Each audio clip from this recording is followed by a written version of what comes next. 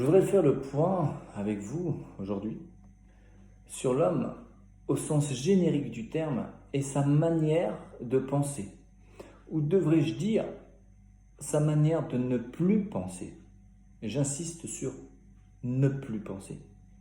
Car force est de constater qu'aujourd'hui, l'homme ne sait plus, peut-être n'a jamais su penser. Mais la question qui se pose aujourd'hui, question me semble-t-il pertinente. Que s'est-il donc passé dans nos esprits? Que s'est-il donc passé dans nos têtes pour en arriver là aujourd'hui?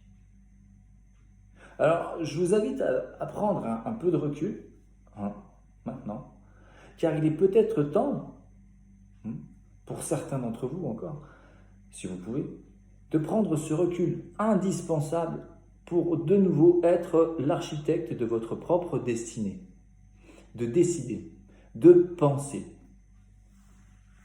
Voyez-vous, il y a 2 voire 3 éléments fondateurs essentiels pour faire en sorte de contrôler les masses. Il suffit dans un premier temps de s'interroger sur notre histoire, qu'elle soit notre propre histoire, propre à nous, ou un peu plus générale, celle des autres, afin de conscientiser réellement les faits. Avant d'investir sur ces 3 éléments fondamentaux et fondateurs, je vous invite tous à découvrir ou à redécouvrir ce que l'un des plus grands philosophes soulignait à ce propos.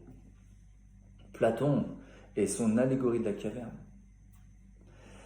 Alors l'allégorie de la caverne de Platon, c'est simple, ce sont des personnes qui, dès la naissance, dans une grotte, se suivent les uns les autres, avec une corde, reliés tous les uns aux autres.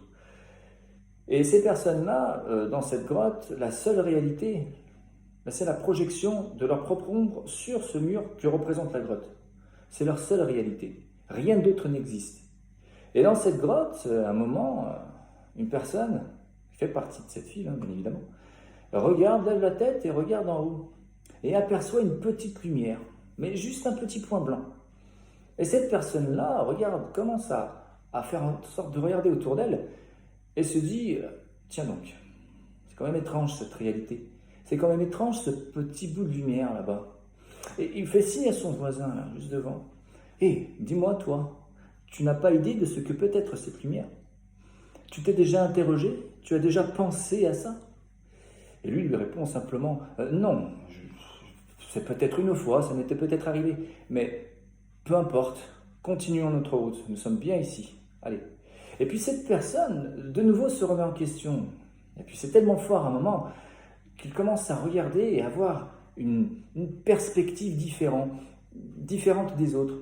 Et à un moment, cette personne-là, bien évidemment, prend son courage à 2 mains. Très compliqué pour elle. Et se décroche, se coupe du cordon. Il a le courage de le faire. Il a le courage de nouveau remettre en question cette réalité. Et là, le voilà en dehors du lot. En dehors du groupe, en dehors de la masse. C'est compliqué de sortir en dehors de la masse. Très compliqué. Et là, la première chose, ce qui se passe, c'est que tout le monde le montre du doigt. On le montre du doigt. Et là, il est jugé, il est envahi. Il est jugé parce qu'il se met à remettre en question certaines choses. Il se met à penser. Donc victimisé à un moment également. Mais cette personne-là est tellement convaincue qu'une autre réalité peut être à sa portée, qu'il se met soudainement à penser à autre chose, qu'il se met soudainement à penser tout court. Et là, il regarde ce petit point blanc et il se dit, bon, maintenant que je suis ici, pourquoi pas faire en sorte d'y aller? Allez, je vais tenter. Et là, il commence à grimper dans cette grotte. Très compliqué de grimper dans cette grotte, c'est compliqué. Jamais il ne l'a fait, jamais il n'a tenté d'escalader, de grimper pour y découvrir cette réalité subjective. Et ils se mettent à grimper et en grimpant, ils tombent. Et le fait de tomber, c'est le fait de remettre en question. C'est compliqué, Donc on le voit ici, dans cette image de Platon, le fait de grimper, c'est le fait de penser, c'est le fait de se dire, voilà, de nouveau je me mets à penser, mais c'est compliqué. Mais à force de vouloir, à force de grimper, à force de persévérance, il y a un moment où cette personne y arrive vers cette lumière. vers ce petit point blanc. Et ce petit point blanc devient réalité. Et dès qu'il y arrive, la première chose, ce premier réflexe dans cette lumière, c'est de se cacher les yeux.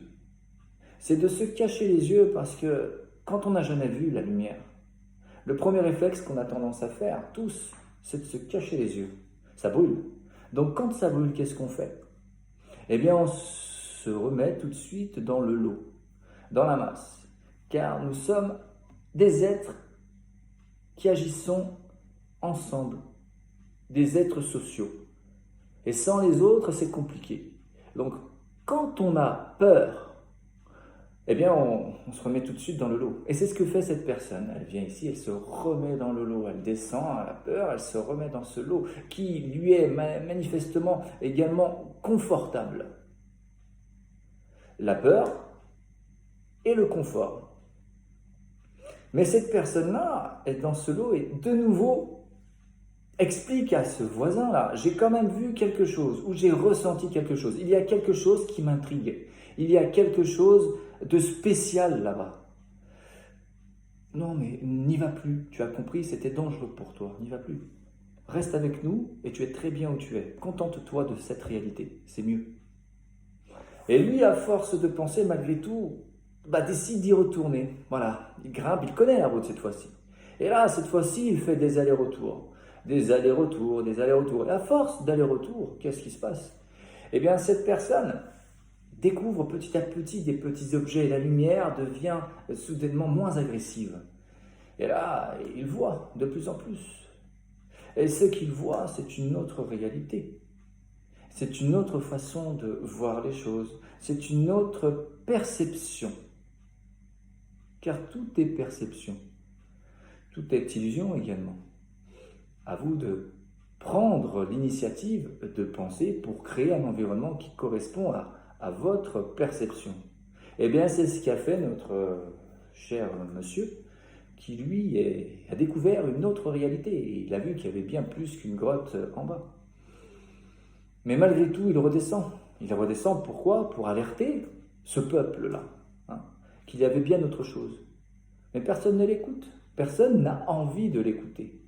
Pourquoi? Parce que cette personne, tête bêche, sans penser, ne constate pas la réalité subjective, la réalité qui peut être créée par la manière dont vous allez vous représenter cette réalité. Et puis petit à petit, cette personne résistante malgré tout,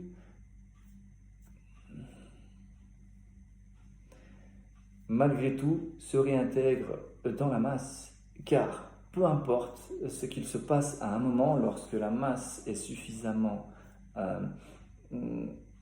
prioritaire dans la pensée des autres, le résistant lui-même s'impose une réalité qu'il sait pertinemment erronée, et pourtant le voilà de nouveau dans ce groupe. Le confort et la peur. Voilà comment contrôler les masses. Le confort, proposer un confort et créer des peurs. À partir de là, chaque être fait en sorte de suivre un chemin qu'on impose à un moment, qu'on choisit, qu'on impose, car nous parlons bien évidemment ici de liberté. Et qu'en est-il aujourd'hui de cette liberté? Voilà pourquoi, aujourd'hui, il serait temps, un peu malgré tout, de penser de nouveau, de voir les choses autrement et de vous voir un peu plus grand. Nous avons le droit. Et ce droit-là est de remettre en question les choses. Ce droit-là est de pouvoir penser. Et sachez une chose, très clairement, c'est que de penser, c'est quelque chose de naturel. Mais sachez-le, le fait de penser, c'est le fait de créer, de façonner l'environnement, je l'ai déjà dit. Mais je le redis et j'insiste là-dessus. C'est que ce pouvoir-là, personne ne peut vous l'enlever. Le fait de penser, le fait de créer. Donc insistez là-dessus. Insistez là-dessus et dégagez-vous d'un système qui peut, malgré lui, ou clairement, de manière assez factuelle, vous inviter à solliciter des peurs inconscientes, des peurs archaïques. et que ces peurs archaïques vous envahissent. Et puisqu'elles vous envahissent, font en sorte de créer dans un environnement insécure quelque chose de beaucoup plus insécure encore, parce que vous l'alimentez par ces peurs. Nous ne sommes pas en guerre. Merci.